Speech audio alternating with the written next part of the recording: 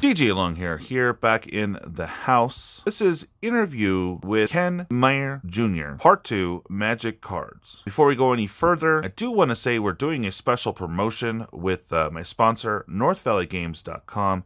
Go visit them, use my code DJL808 at checkout, and you're going to get 10% off your purchase, as well as help support the channel. But we're also running another promotion if you want to sell cards for Star Credit or otherwise. Also use my code, because you're going to get an additional 10% added to the buy price for your cards. So you're essentially getting 20% from me. It's pretty awesome. Now you can also, in the same transaction, sell some cards and also put it right towards your purchase. It's a total win-win. So do check it out. Also, I do want to mention for Ken, if you can please to check out his links in the description below. As he does missions, you can actually get full prints. One thing that goes really well for him, as I mentioned in the last video, is that he does playmats. But if you want to just get a couple tokens, that's available too. So do check out the links. They will be able to show the art a lot better than I can in this video. So thanks again, and thank you so much, Ken. It was a lot of fun doing this interview. And without further ado, enjoy the rest of the show.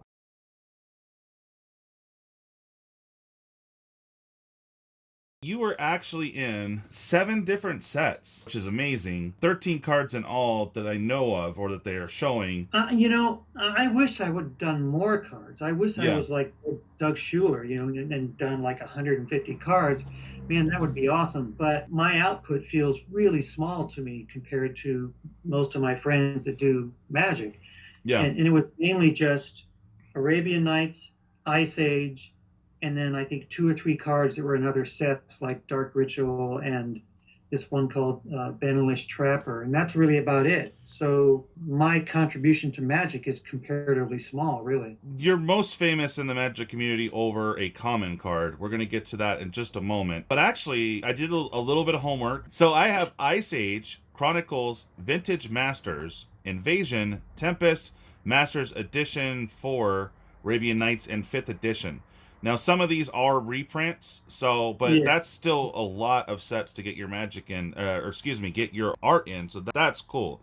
So 13. Now, first, it's like kind of a big step up if you get a rare or a mythic card in the game, mythic being the hardest to get. But I think it's kind of cool that you were on some of the uncommon and more common cards, because your art is getting out there even more. That's why the card I'm going to mention here in a little bit is your most famous piece, because everyone got a copy of it that played and knows it practically by heart. So that's pretty amazing. So we have Abul Jafar. Pretty cool white card. Yeah, Abul Jafar is put in the graveyard for play. During combat, bury all creatures blocking or blocked by Abul Jafar.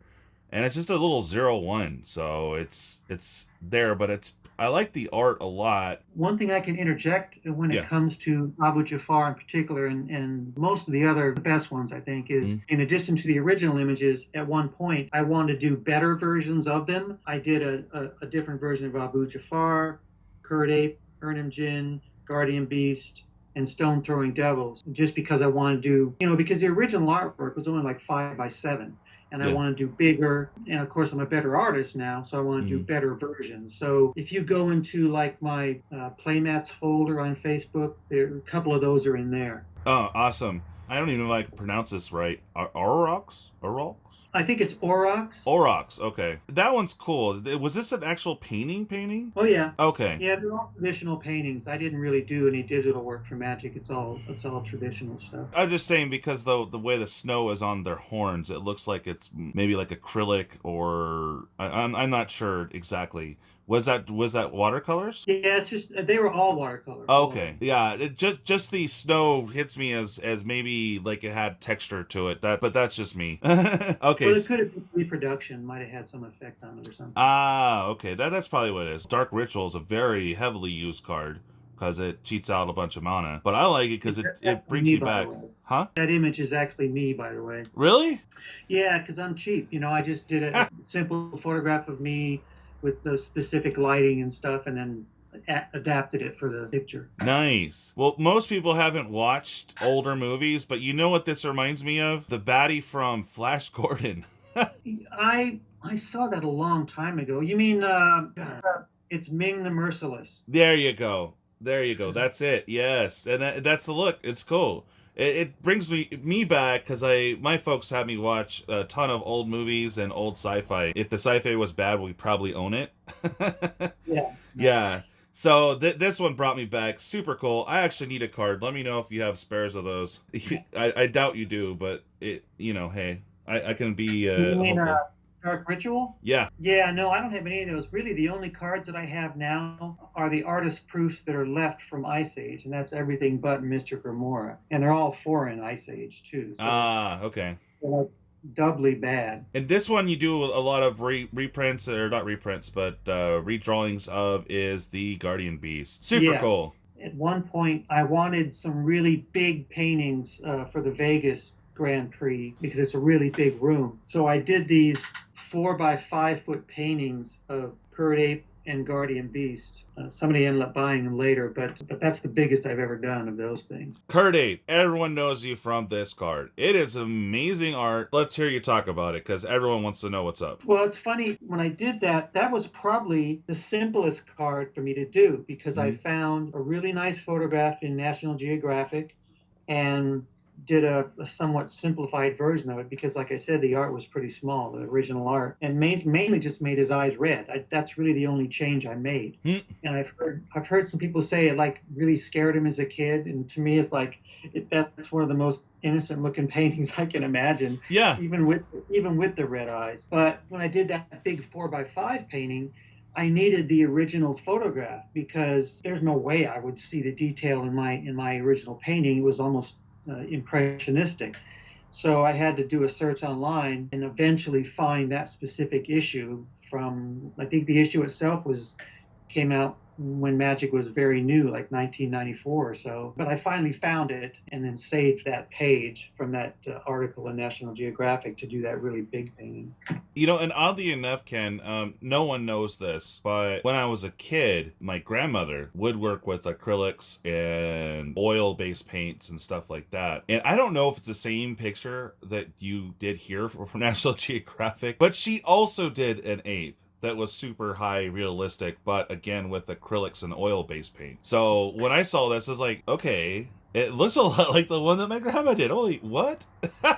So weird. Yeah, well, if you can find it and put it side by side with the big 4 by 5 painting, you'll know, because that one is a lot closer to the actual reference photograph than the Magic card is. Well, the picture that I got here, I don't know if maybe there was a reprint and they decided not to have red eyes. I don't really see red eyes. Well, it's probably just because it's so small. Okay. It is red, but it's a relatively dark red. I mean, I actually have a mouse pad right next to me here of the Harambe image that I did, which basically was just an altered Curd Ape, and the red eyes are really, really dark. So it could be that you can't see it because it's so small. Back then, it was a huge deal. It still kind of is, because you do get a nice little boost in stats for free for only a 1-drop, essentially. So very useful card. So that's also why it got out there and more people know about it. Yeah. It was so common that one guy told me he basically wallpapered his bedroom with the Curd Ape. Ha!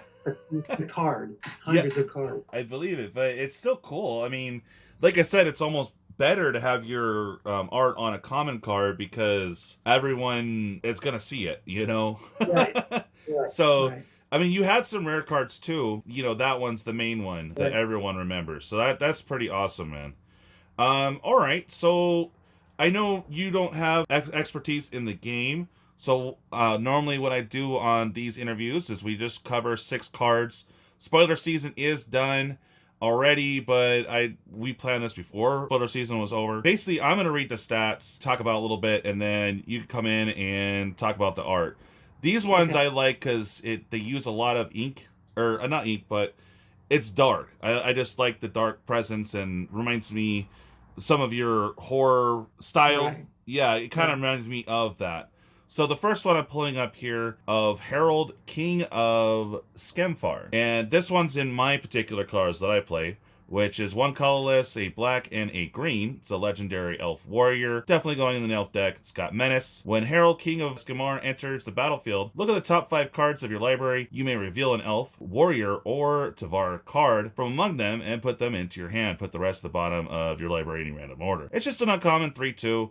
It's cool. It helps get your guys out when you play it. And the art is freaking awesome. So what do you think? Yeah, it looks pretty nice. I mean, it looks like it's probably digital. It could be that they did some ink work and then brought it into Photoshop and did digital effects, but it's got a nice composition to really, obviously bring your eye right to that center spot where the main character is. So it's pretty well done in that regard. Yeah, I think it looks super cool. So this is a new concept. They call it modal. It doesn't do much for you there. I get that. But basically, when you are playing the game, you have the option of playing this card or on the flip side, that card. Right. So this one is, again, really cool on the borders. The dragon, it's kind of a Viking / like Celtic theme on the sides. I think it looks awesome. But this is Kvolri, God of Kinship, and it's a 2 colorless, 2 green legendary creature god. It's a legendary god. As long as you control 3 or more legendary creatures, Kvolri gets a +4/+2, and it has vigilance. It's got a 1 colorless, a green. Look at the top 6 cards of your library. You may reveal a legendary creature card from among them and put it into hand. Put the rest at the bottom of your library in a random order, and it's a 2/4 by itself. So this is definitely a very fun commander card. You're going to be able to pull out legendaries every turn. Just tap it and pull something out. So that's pretty sweet. On this side, what do you think of the art?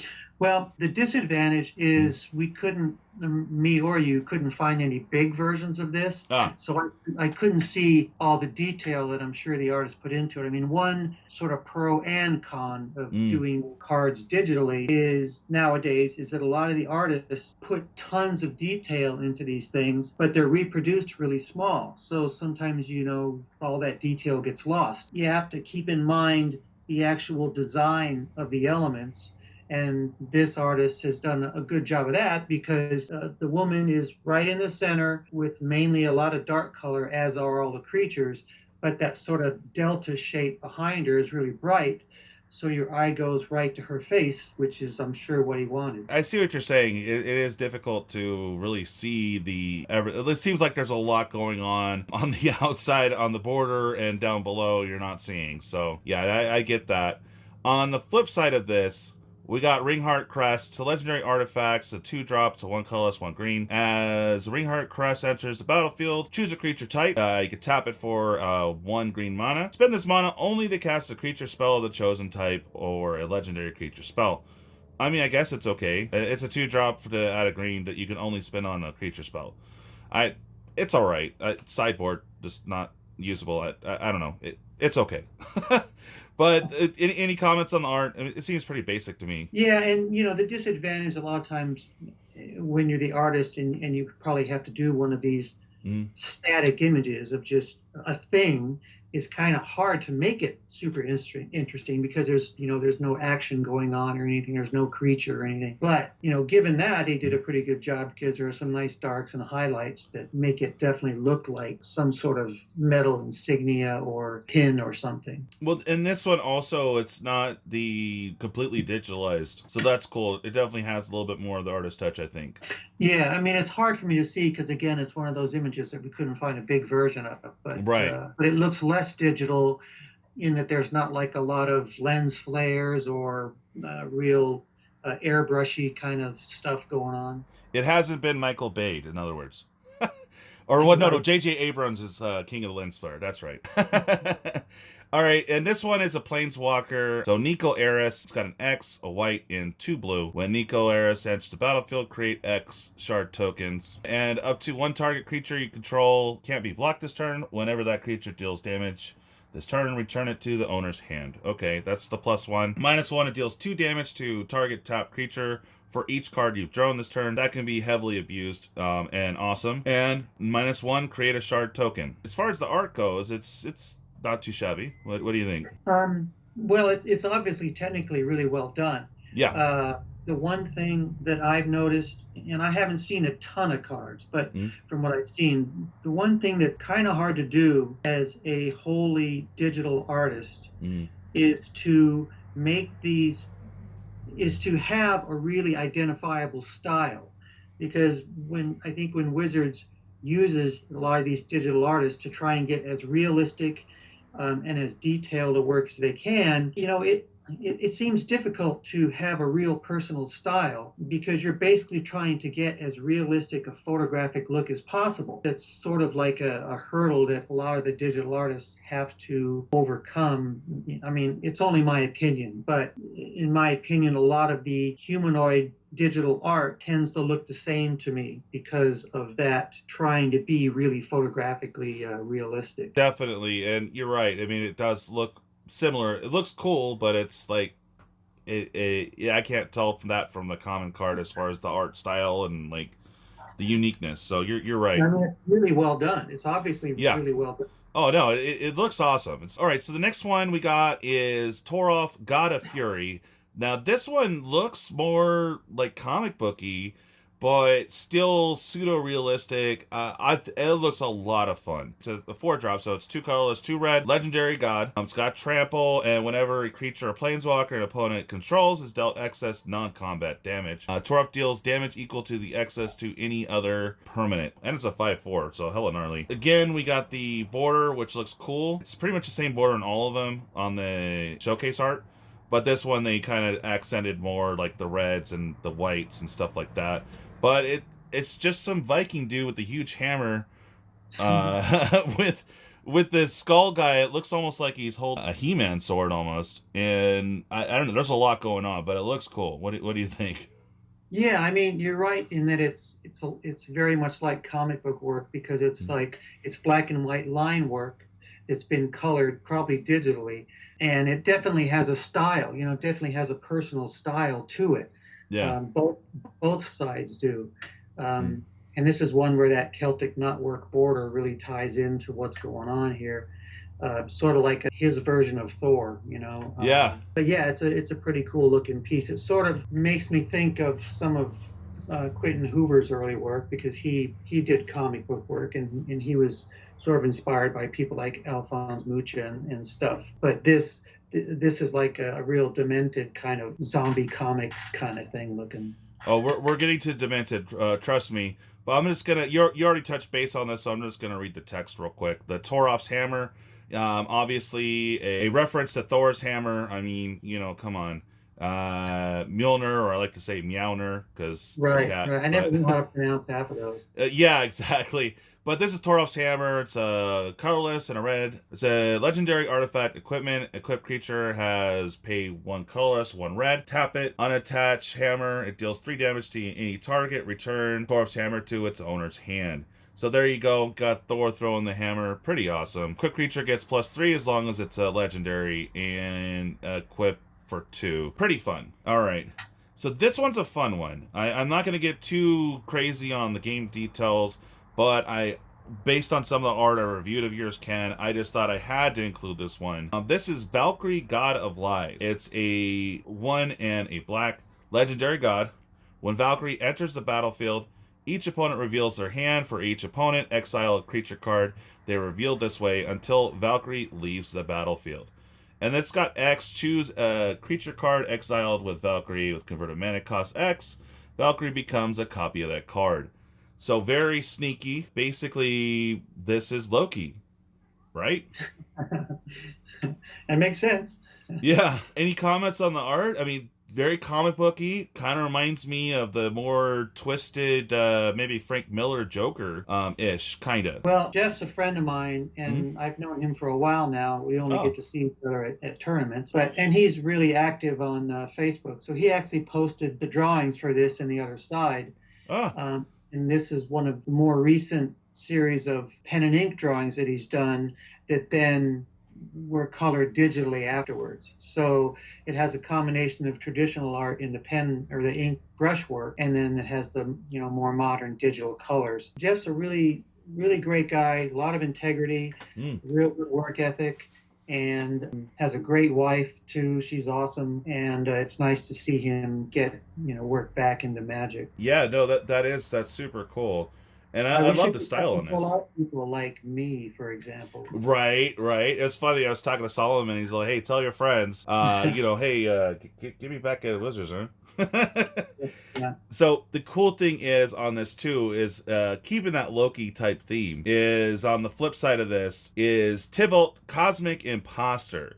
So I'm not sure if you're overly familiar with Planeswalkers, but Tybalt's been kind of meh in all his sets. He has a couple good cards, but this one is super good. Super expensive, too. It's a 5-drop, a black, and a red. And as Tybalt enters the battlefield, you get an emblem with, you may play cards exiled with Tybalt, Cosmic Imposter, and you may spend mana as though it were a mana of any color to cast those spells. Alright, you got a +2. Exile top card of each player's library. -3, exile target artifact or creature.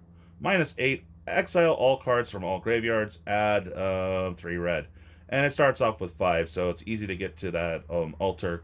But you pretty much start off with an altar, so it's pretty gnarly. As soon as you pay it, you basically anything that got exiled by this guy, even if he gets killed off immediately, the emblem's stuck there. You can't do anything about it, and anything that was exiled by him, you could play on your side. So it's pretty gnarly. It definitely has that trickster god like feel, you know? Well, yeah, when I saw the title of the card, considering that the Loki kind of thing is on the other side, I mean, that's what Loki was called, was, I think, trickster. So yeah. I assume imposter was sort of a play on that. Oh, yeah. No, and again, this is your buddy's art, Jeff's, and this one's cool. I mean, it's not that much different from the god on the other side, but he's got a blade. The art in the background's like, you know, he's definitely highlighted, and I could see the shadowing and stuff. Super cool. Yeah, I almost wish, even though I've been seeing a lot of Jeff's brushwork lately, he did a big series of little creatures and stuff. I really like his painting. So, I mean, I would have been happier seeing his full painting work rather than a combination of traditional and digital. But I think they had some sort of plan in mind, because I think some other people did the same thing where they combined both. Well, in this set too, getting one card, okay, cool, I got the card. But wait, now there's an alternate version. Okay, well, I guess I'll get that too. Then they have a third version. At that point, it becomes annoying.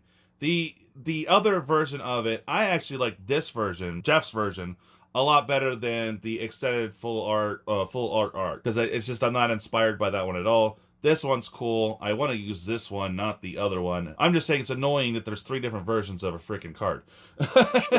Yeah, it sounds like a cash grab kind of thing. Oh, yeah. Wizards been doing that a lot. All right, so we got our next card here. Pick this one specially for you, Ken, because it just looks awesome. This is the one from Ian Miller, Baragoth, Bloodsky Sire.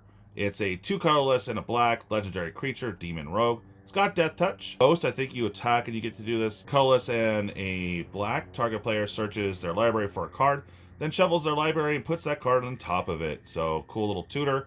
And it's a 2/3. I mean, the art, hands down, is awesome. Ian Miller, as I mentioned before we had technical problems, yes, has been around for so long, because I remember seeing him in heavy metal when it first started, like I think in 1977. I think he was one of their first artists, in fact. And he does this incredibly like fevered, almost psychedelic, incredibly detailed line work that hardly anyone really could replicate. It's just he's one of a kind. Yeah, and it is amazing. There's so many things going on in this, and you're just drawn and you want to see every single detail. If he has a big painting of this, I'd love to see it. Yeah, I mean, it must be available somewhere. But yeah, and the only version I have is this tiny card. Yeah. I'm just sort of going on my knowledge of his work in general. Yeah, but what we can see in this tiny little card is there's just so much going on. Love the blood on the sword, and just looks awesome. I mean, I almost just want to put it in every deck just to look at it. I mean, it's useful. I'm wondering if this might have been an image that he already had done that they decided that they just wanted to use, and maybe someone colored it digitally, as opposed to him doing the artwork specifically for Magic. I don't know. I see what you're saying. Okay. Well, it's a phenomenal piece. Definitely something I look forward to playing with, because it's every time it attacks, it's a free tutor. This is our last spoiler, guys. Again, Ken, I want to say thank you from the bottom of my heart. And I'm hoping that we're going to hopefully work on some projects here in the future for giveaways for the channel. Yes, thank you so much for coming on to the channel, man. I really appreciate it. You're welcome. Of course, look down below, guys. You guys have seen my dice bags. They're awesome. It just says merch down in the description. Pick yourself up one if you can. It helps the channel. I really appreciate it. But all I got to say is, bye. Goodbye.